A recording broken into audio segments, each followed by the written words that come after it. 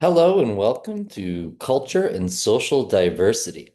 The overall goal for this class will be to develop cultural competency so that we become more aware of diverse experiences that people will have to make us better as social workers, applying our knowledge to make the world a better place. To begin with, we're going to have to open up our eyes a little bit and understand the meaning of multicultural social work and cultural competence. We're going to be evaluating the racial, ethnic, gender, sex, sexual orientation, a bazillion variables that are account for diversity and diverse experiences that we need to be able to relate to. And we're also going to be looking at all these individual and group experiences along these variable lines. But again, to begin with, we're going to look at it from a large down to a small and then a small down to a large. So again, step back, look at your world. What do you see? Do you see diversity? What does it look like? What do we mean by the word diversity? And this just means different ways of life. When we're looking at cultural diversity, we're looking at different ways of life. When we're looking at racial diversity, we're looking at the way groups have historically been categorized under racial categories that have no basis for biological truth. I'll get deep into that later. And then we're also going to be looking at ethnic things, these sharing of cultural factors. But then we're also going to be looking at all the variables. So think about all the variables. We're going to use these variables as a framework by which to look at the world. So we're going to look at age. Do you see age ranges from birth all the way to death, young to old, everything in between? Do you see sex diversity? So when we're talking about biological sex, we're looking at genetics, hormones, gonads, reproductive parts, chromosomes, okay? So do you see diversity there? When we're talking about gender, it's supposed to be the perception of which group you belong to. Do you see a diversity of gender groups, even though some aspects of gender are related to biology in that our body influences our behavior and cognitions? Then can you guys look at races? How many can you list? In America, we only have a few, black, white, Native American, Asian, Pacific Islander. But have you ever heard of words like Claro, Moreno, Honduran? That's a race, mostly Native American. Mulatto historically, blacks mixed with European, mestizo, European mixed with Native American. Tons of words you probably have never heard of. So I'm going to include some supplemental lectures on race. Think about disability status, okay? So again, when we're talking about diversity, we're looking at all the ways by which, we either stratify into groups or we have these unique individual or cultural experiences that maybe are distinctly different than something else. Okay, we'll get deeper into that in the class as we go. We need a couple of vocabulary words. So again, a minority group is any group with less power over their lives than others. So even though there's more women on the planet, why are women considered minorities? Okay. So again, historically, have minorities been marginalized? Have they been subjugated into the lower social classes based upon your skin or your sexual orientation or your race? Think about it. If you were black in America until the 1960s, was it easy for you to buy a house and rise up the social class hierarchy, or were there laws in place and social norms in place that represented obstacles to people rising up? When could a female finally vote? 1920? You know, when did a woman first become a citizen? It goes back to the Civil War, and then men didn't want to go fight in the Civil War unless their women were able to get some property rights. That's when women first had a chance to even get access to property rights. Okay.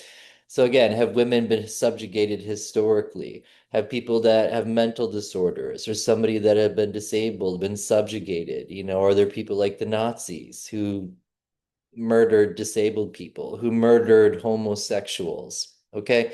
Victimization is these individuals who have experienced some kind of a trauma or abuse or prejudice, discrimination based upon their skin color, their sex, their disability status, their sexual orientation, their race, their ethnicity.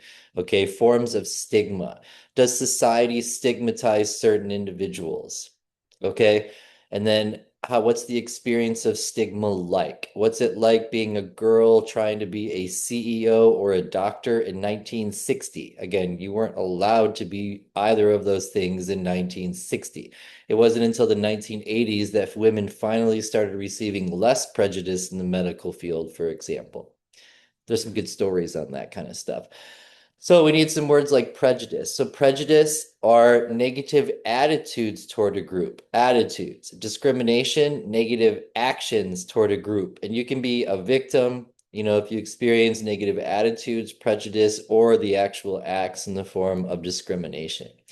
So again, I'm going to put up some supplemental lectures. I don't want to go super deep into this. Take my sociology class or look at my sociology lectures that are online, and I'll go deep into this. But look at America historically. It was dominated by light-skinned males. Okay, what did it take for non-light-skinned males to have a chance to participate in American society? It took hundreds of years of overcoming oppression, marches, girls getting arrested trying to vote like Susan B. Anthony, people rising up, changing of laws in the form of the civil rights laws, changing of social attitudes and the reduction of prejudice, for example, changing of laws when it comes to homosexuals being allowed to marry. Or up until 1973, if you said I am gay out loud, they would just throw you in a jail or they would put you in a mental institution and label you with a disorder. Okay. So again, I've written a book on this. You can read my book. On deconstructing race and all about power and privilege. Check out my name if you want. So I gotta go deep into this, but it's our first lecture and I don't want to overwhelm you. So again, these minority groups who have experienced oppression. Oppression means being subjugated or suppressed into the lower social classes or being disallowed to participate in certain areas of society like politics or the workforce. Okay.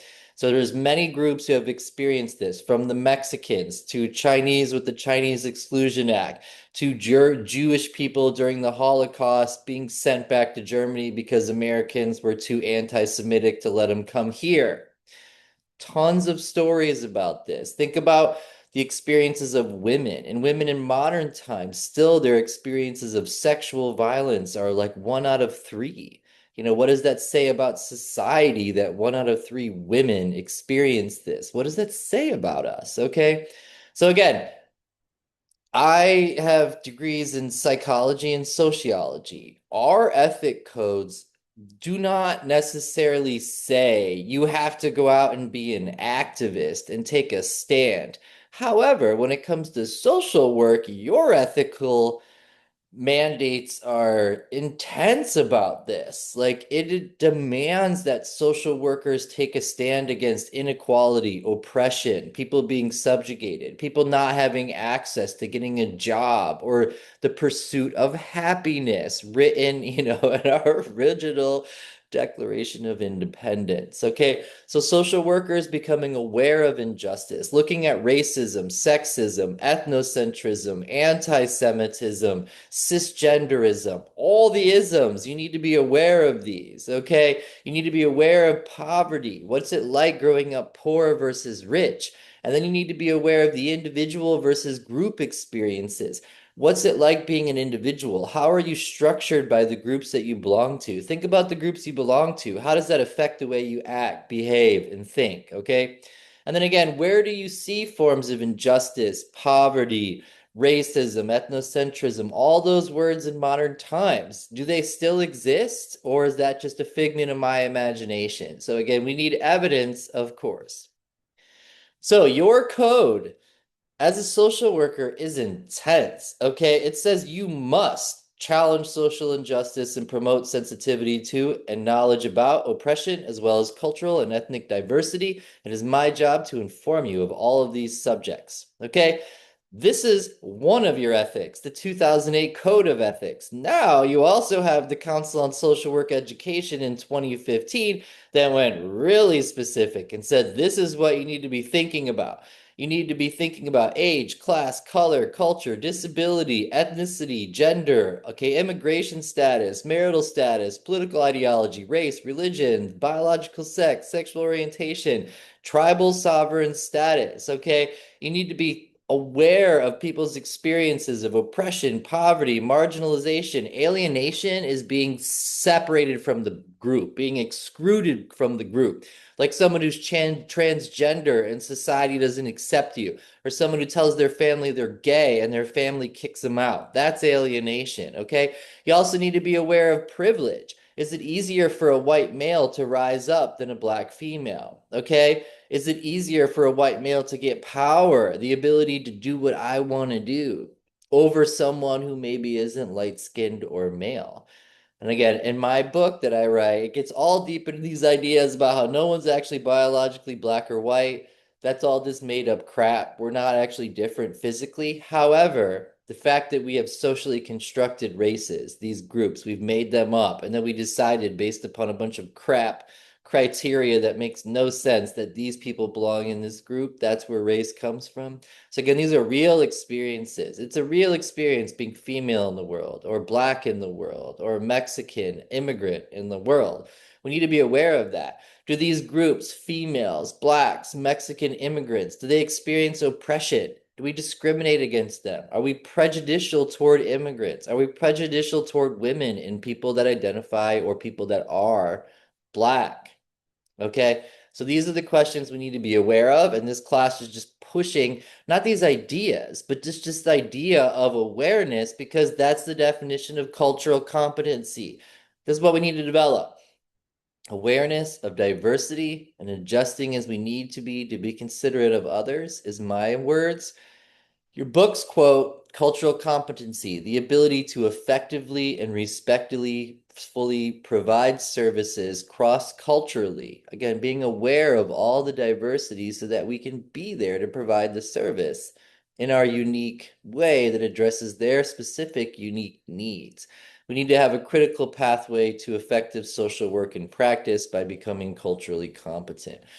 So again, if you look at America, you could say that diversity is expanding, but it's always been here. Did you know black and white people were getting married before we had, like, in the late 1600s, very early 1700s? We didn't have words like black, white. It was totally cool. Then one day the Europeans came in and they were like, never mind, we need to make sure that light-skinned Europeans are the only ones allowed to rise up. So then they created racial categories and subjugated everybody else. So again, diversity's always been here. There's always been different family types. People have been gay in every culture always. What do you think they were doing in the Roman baths? How many English kings have been gay? Just look through your history. Okay? Look at the Spartans. Like men would have sex with boys. Okay? It's always been in our DNA. If you're interested in my lectures on sexual orientation and sexuality, please check those out. I go super deep into it. Just go to my YouTube channel, check out sexual orientation in my playlists or videos, and it goes on for days. Okay, so these kinds of things have always existed. People have always been gay. There's always been tons of skin colors out there. Okay, but it's only recently that we, organize these skin colors, these ethnicities into specific groups, and then we decide who's our in group and who's our out group. But again, in modern times, do you see diversity in America? Have we had immigrants always in America? Yes. Are there still immigrants coming? Yes. Have we always been prejudicial toward whatever new group is coming? Yes. We hated the Irish, we hated the Italians, we hated the Polish, we hated Jewish people, we hated the Scottish because England always thought they were better. Okay, America is just full of this. Go back throughout our history. Look, watch Gangs of New York. That just, groups you wouldn't think of, like, Italians being discriminated against. They're white people, right? Well, there was a time where Italians were not considered white people. And again, are Italians really white? How close is Italy to Africa? Watch my lectures. You don't think people from Rome have been mixing with people from Carthage? Africa, Italy, Italy, modern day Africa. They've always been mixing. Okay, I'm just telling you. So again, diversity has always existed, but we need to be aware of it. So what's it like being a kid? Why are they more at risk for poverty? Why is someone elderly more at risk for poverty? However, in modern times, the elderly are not as much at risk as they used to be for poverty because this generation of elderly is pretty freaking wealthy. So again, how does social class play a role in our quality of life, our outcomes? Okay, we're going to be aware of all of this. Think about family structure diversity. You have single moms, gay parents. What percentage of families do you think are actually a married mom and dad with kids, that nuclear family? It's only 25%. That's like a minority in America. You gotta, so don't box yourself into these ideas that like the nuclear family is the way to have a family. I mean, just you have to remove these ideas as a social worker and just ask, what do they have? How can I work with that? All right. So again, you need to be aware of socioeconomic status. Think about how money makes life easier. Does it make it easier to get a good job, to buy a house in a nice neighborhood, to put your kids in a good school where they get their heads full of challenging information? So when they go take the SAT and then the GRE, they know how to write and they know how to do math. Think about it. All right. So again, how does poverty affect families? Look at poor families, middle class families, upper class families, lower middle class, upper middle class, everything in between, and ask yourself, are they living the same life? Do they all share the same cultural experiences? Do they have the same access, outcomes, or is there inequality there? Okay. So again, how does being a child, in poverty affect your outcomes? Children in poverty, their brains don't grow as much. Why? Because we're not punching them in the face with information. We're not like making sure that their brains are growing. We're not challenging them and forcing them to study as much. Society does not invest in poor kids as much as rich kids. How does that affect their outcomes? Okay. Elderly, same thing. Being old and you can't work anymore. If you don't have a giant savings and you don't have a great healthcare plan and the government assistance, what's it like? Are you 85 working at Walmart as a greeter? How does growing up in a poor, community affect your access to healthcare? Do you live in a rural town that's kind of poor, that the closest hospital is 50 miles away? How does growing up black affect your ability to get a job? Is the hiring manager going to hire a white sounding name three times to a black sounding name? Yeah, they will, three times to one. That's usually how it works. We do the studies all the time. Think about healthcare access. Do you have healthcare? How's your teeth? Did you have access to healthcare and a dentist when you were a child? How's being gay associated with socioeconomic status? It knocks you down. Okay, a gay person makes 80 cents to a straight white male's dollar. You know what I mean? Are gay people more likely to be in poverty? Yes. Why? Are they more likely to be kicked out by their families? Less social support? So, as a social worker, it's hard, but you are challenged to serve all these culturally complex and diverse individuals, all these groups coming from different backgrounds. How can you relate to them? That's the question. How can you look at their circumstances, not through your eyes and the way you grew up, but look at their circumstances and ask, what do they need? What does their community need? So social workers have to recognize the complexity of culture, all these multiple dimensions of identity that we've been talking about, how that's associated with behavior, access, the way you think, walk, talk, how much money you make, it goes on. So intersectionality is the idea of all the groups you belong to and all your identity factors intersect. So again, is the experience of being a female the same for a Mexican woman, the same for a black woman and a white woman? Or does that extra layer of race maybe change their experiences of being female? You know, these are the kinds of questions we need to ask. Is it harder for someone who is gay and male to rise up than someone who is straight and male to rise up? So throughout this class, you're going to hear me talking about biological factors. How do our bodies influence the way we think, walk, talk, motivation, emotions, sexual orientation?